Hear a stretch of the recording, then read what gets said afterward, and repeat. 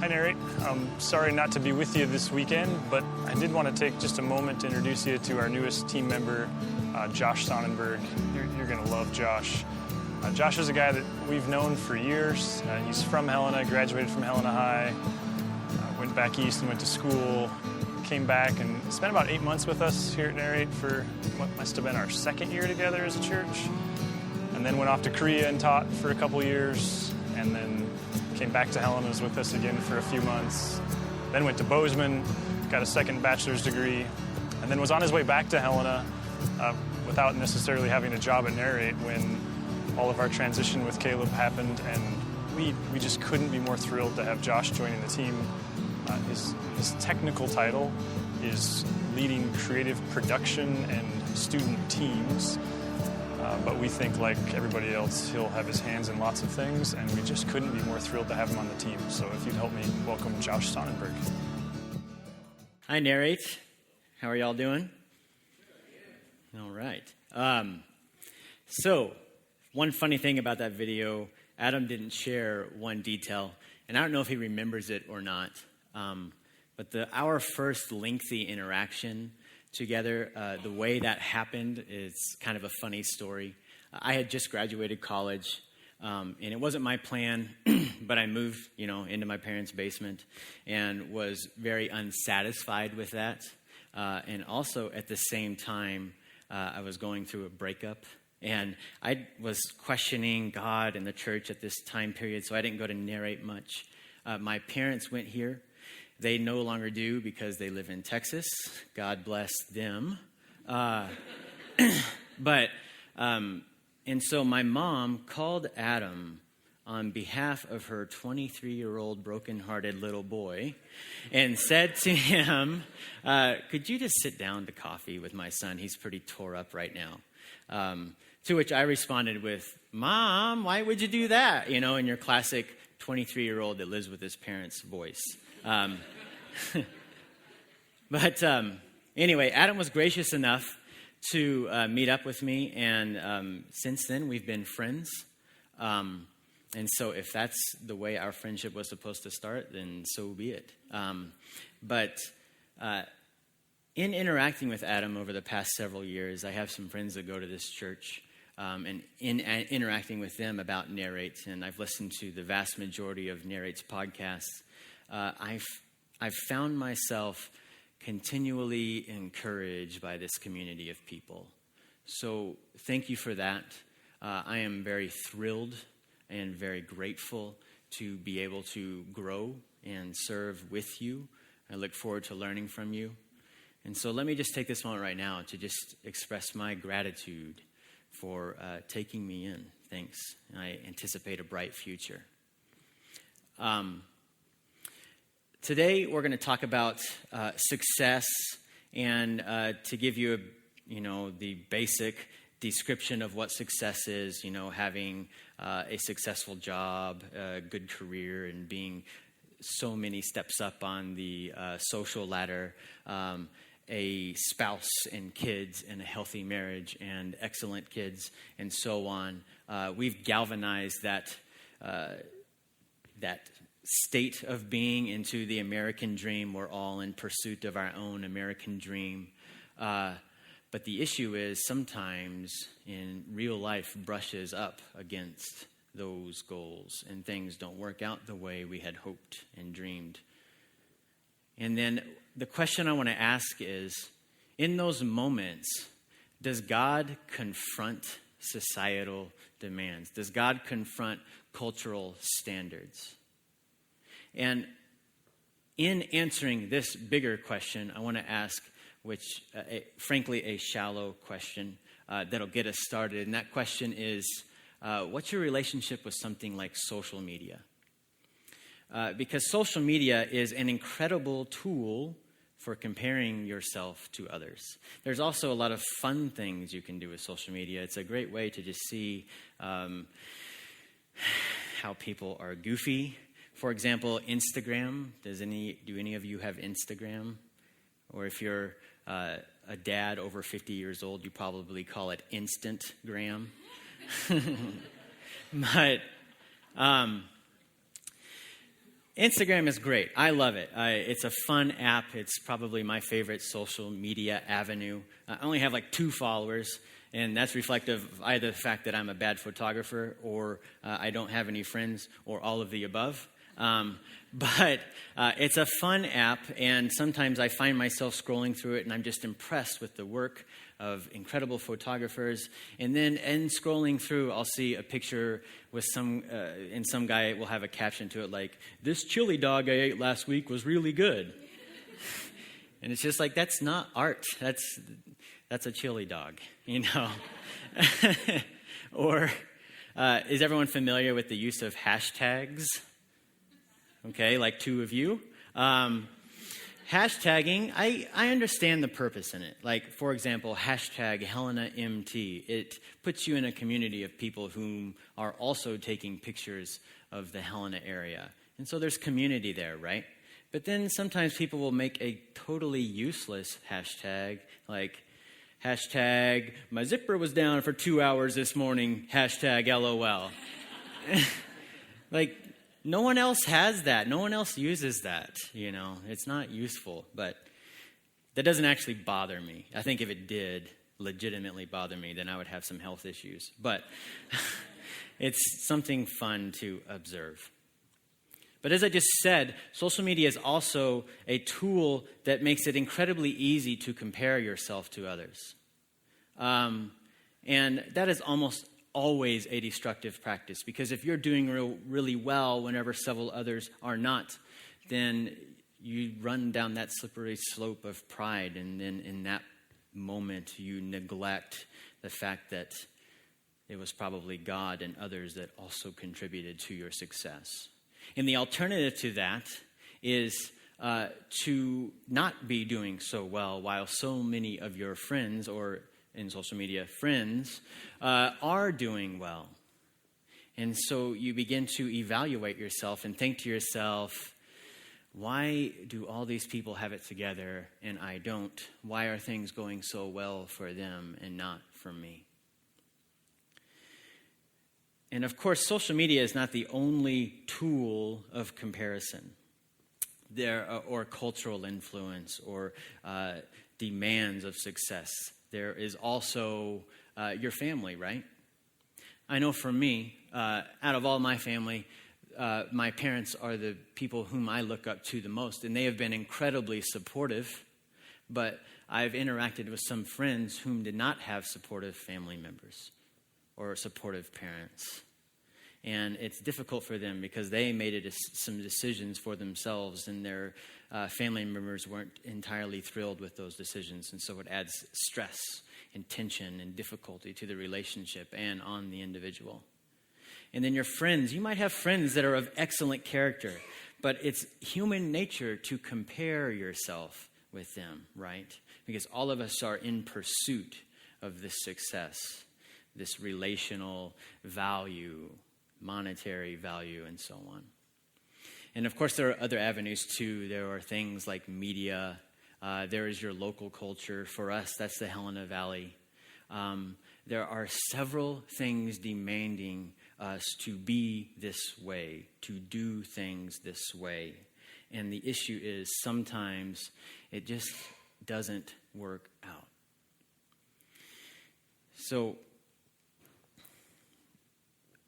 what are the feelings that you have in those moments? I am not competent enough. I am not wealthy enough. I'm not handsome or pretty enough. Have you ever been rejected by perhaps a job or someone that you're crushing on, or a group of friends whom you're trying to join their friend group? In those moments of rejection, if you're anything like me, what you're inclined to do is begin to think of ways in which you didn't measure up. Well, if I was just a little bit more intelligent, a little bit more articulate, if I had a better personality, if I was a little more handsome or a little more pretty. And it just becomes this cycle of not enough. Of course, there's nothing wrong with personal development. There's nothing wrong with developing your relationships.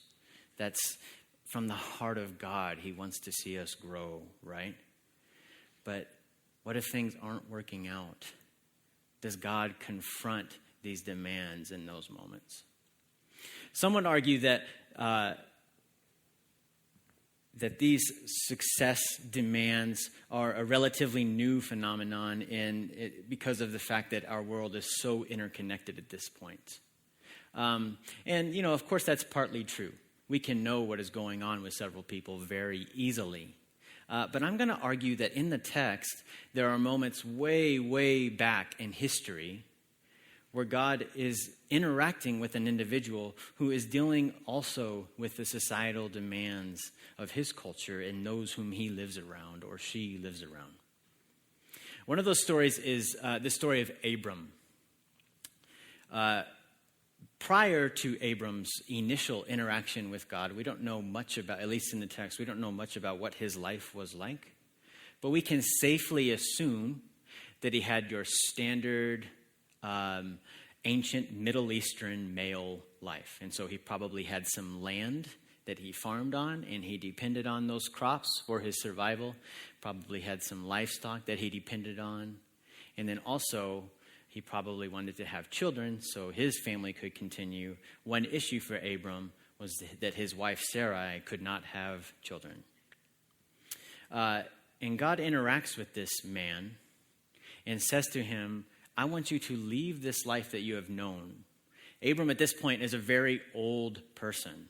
And he says, I want you to leave this life that you have known for all this time and go to a land that I will show you. And I will bless you if you do that. And Abram, in his bravery, he does that. And then further along in the text, God interacts with Abram and says to him, you will be the father of many nations. Your offspring will be as numerous as the stars. And this offspring will be a blessing to the entire world. And of course, we just mentioned, Sarai is barren. She can't have a child. So how is this going to happen? And you see dialogue in the text between Abram and God. They interact with one another. And Abram says to God, I love this promise, but I continue childless. And God says to him, you will have descendants. And then he has the audacity to say to Abram, I want you to change your name from Abram, which means noble father, to Abraham, which means father of many. And then there's some more dialogue between Abraham at this point and God. And eventually, him and his wife, Sarah, she had her name changed as well. He and his wife, Sarah, have a son whose name is Isaac, which means laughter, which I assume denotes the fact that Abraham and Sarah were joyous at finally having a boy, a child. And then in a wild turn of events, God says to Abraham, okay, I want you to take your son up on the mountain and sacrifice him to me. Now, can we just be brave for a minute and ask some honest questions? What kind of a God asks a man to kill his kid? And you hear sometimes in Judaism and Christianity, you hear the faith of Abraham celebrated. What kind of religious system celebrates the faith of a man that was willing to kill his son? At an initial glance, it seems like this is just an incredibly barbaric story. But there's some context that could prove helpful. And then also, what if we change the main character in this story? It's not Abraham. It's not Isaac. It's actually God. He is the main character in this narrative. So considering the context, we just mentioned that Abraham, he had lived your standard ancient Middle Eastern life. And so he depended on food and livestock for his survival. And obviously, this was a problem for his wife, but they probably had ambitions to have children. And what Abraham came to the conclusion of, and this goes way back to prehistoric era, these people came to a conclusion that I am dependent on this plant, I am dependent on this livestock, but despite how much I try to make my crop successful and keep my animals healthy and ensure that my wife and I will have children, healthy children, despite how much I work at that, there are powers that are outside of me that I do not control that are manipulating the situation. This plant depends on just the right amount of sun. Too much, and there's drought and burning. Too little, and there's no growth. Or this plant also depends on water, and not too much, otherwise there's flood, and not too little, otherwise there's drought. And so these people started to conclude that the sun, it must be a god, or water, rain, weather systems, they must be gods. This, in the act of a birth, again, there's so much that is outside of my control, and so there must be some god or goddess that dictates whether or not a birth will be successful. And so they worship these deities, and in moments of success, when they had a good crop or had successful, healthy animals, then they would offer to these deities, these gods and goddesses, and a sacrifice in an expression of their gratefulness for providing. But just like in our life, sometimes real life doesn't have the same plan. And sometimes you deal with drought and you don't have any food. And sometimes you deal with your animals not becoming healthy, or in Abram's life, you and your wife cannot get pregnant.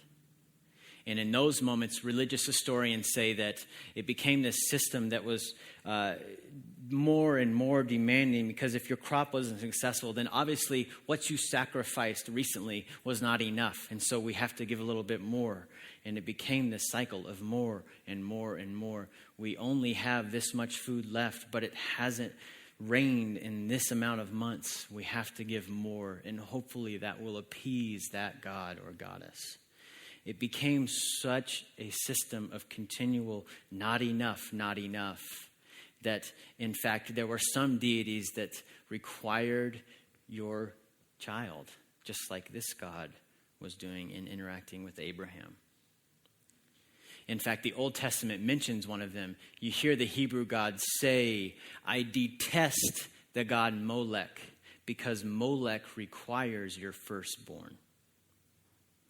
And then going back to the mountain, Abraham and Isaac are walking up, and Isaac, in a moment of nervousness, is like, where are the animals, Dad?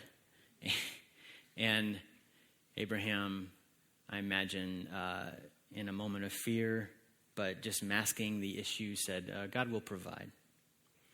And then right whenever Abraham was going to sacrifice Isaac, an angel intervened and said, don't. There's a ram over there in the thicket.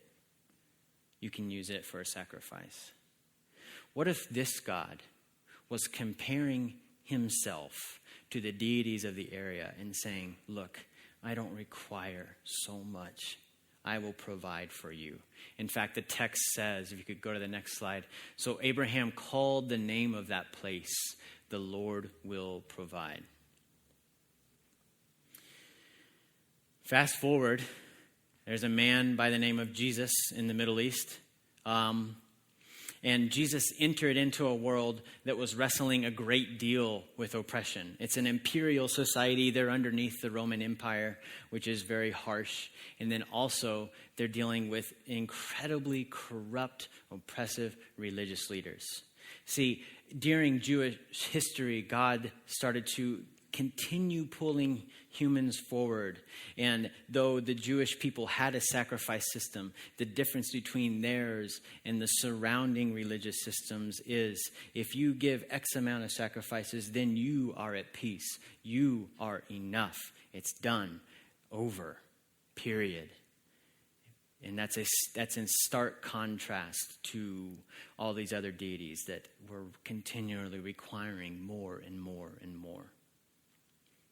And despite the fact that in Jewish history, this sacrifice system involved a great deal of peace, these religious leaders in the Middle East during Jesus' time, they turned it back to, again, this you're not enough. You are incompetent. You don't fulfill the law as well as you should. You are not good enough. And so it was this system of brokenness and added brokenness because you dealt with the anxiety and fear and the lack of peace. And Jesus, in the greatest sermon ever given in human history, he rocks their system by saying, you have assumed for your entire life that it is these people whom have it all together that are blessed. But I'm here to tell you, blessed are the poor in spirit, or blessed are the broken. Blessed are those who mourn. Blessed are those who have been marginalized by society, persecuted, and so on. And then he even says within this narrative, if you go to the next one, he says in this sermon, do not think that I have come to abolish the law or the prophets, this law that you've been dealing with and you've been trying to fulfill. I have come to not to abolish them, but to fulfill these laws. So in me, you are enough. In me, you are good enough. On a spiritual capacity, and then also on a social level as well, in your normal, everyday life. Narrate. What if in our wrestling with success, because I assume that the vast, vast majority of us will have moments where it's just like, man, things aren't working out, despite how hard I try. What if God intervenes in these moments for us, just as he did in Abraham's life, and just as Christ did 2,000 years ago? What if this God is a God of grace? What if he would confront our societal demands with that same grace? And in that, in God's example, what if we should treat ourselves with the same amount of grace? See, because there's two options in growing as an individual, growing in your relationships. You can strive, or you can embrace grace. Striving involves your starting point in striving is, well, I am lacking in these areas. And so what I'm going to do is I'm going to work better and do better and be better. And then things will work out for me. But so often that isn't the case. And so what actually happens is there's added brokenness. And now all of a sudden, not only are you dealing with being unfulfilled, but you're wrestling with anxiety and jealousy and anger and other destructive emotions. Grace, growing in grace, involves understanding that you, right now, where you are at in your position of life, you are whole. But that God has the audacity to not keep you there, but allow you to grow and influence you to grow.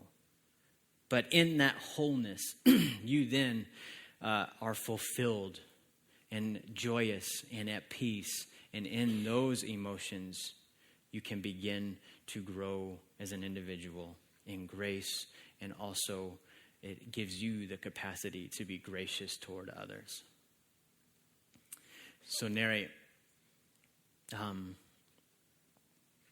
it's my hope that as we grow together, when I said I'm excited earlier at the very beginning of this talk, when I said I'm excited to grow with you, I really meant that.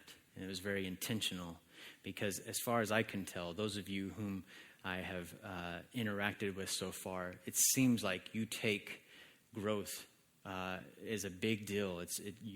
You handle it very intentionally.